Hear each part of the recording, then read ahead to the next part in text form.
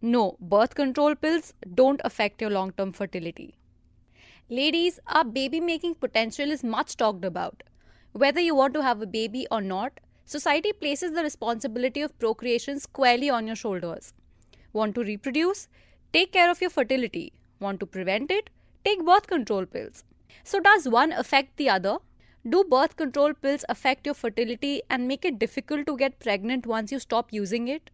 It's become an often asked question, and opinions are divided on it. Especially now, when birth control pills aren't only used as contraception. Doctors widely prescribe it to young women for various problems, including menstrual ones. Let's look at what the facts say. Is popping pills harming your baby making potential? You spend so many years trying not to get pregnant.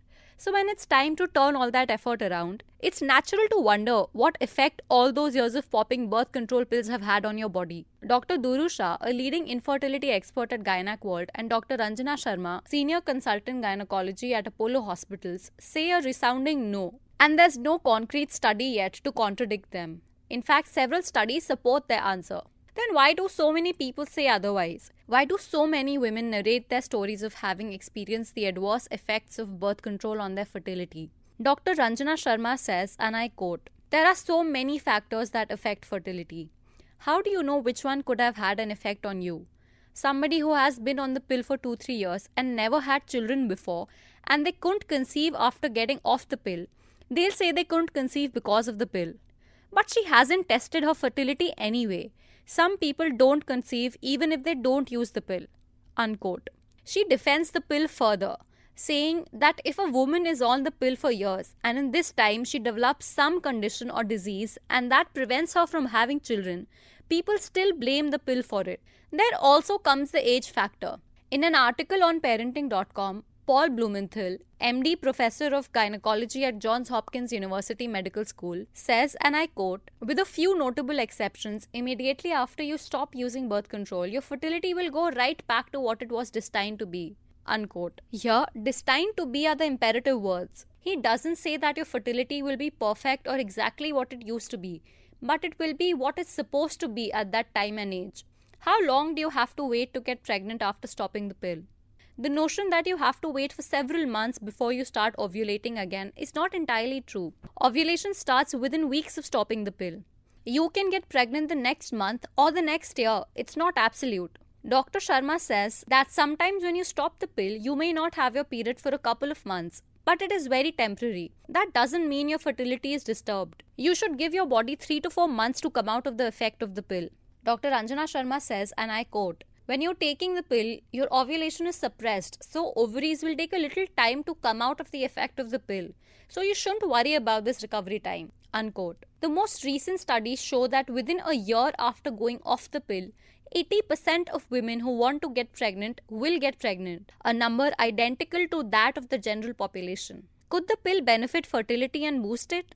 This may sound counterproductive, but some experts and studies say that taking the pill could actually boost your fertility. Dr. Sharma says, and I quote, "In theory, yes, this holds. When you ovulate, lots of eggs get used up. So if you're suppressing your ovaries, maybe you're benefiting by reserving your eggs. But I'm not very sure of its practical benefits. We don't have very strong evidence for this." Unquote. Studies say that oral contraceptives can actually give you a boost in preserving your fertility by lowering your chances of getting uterine and ovarian cancer. It can also suppress the symptoms of endometriosis, in which the uterine lining grows outside the uterus, causing fertility problems. Dr. Duru Shah says, and I quote, "As a matter of fact, in women with PCOS, fertility improves and pregnancy is achieved faster once the pills are stopped. Oral contraceptive pills are the biggest boon to women in this world.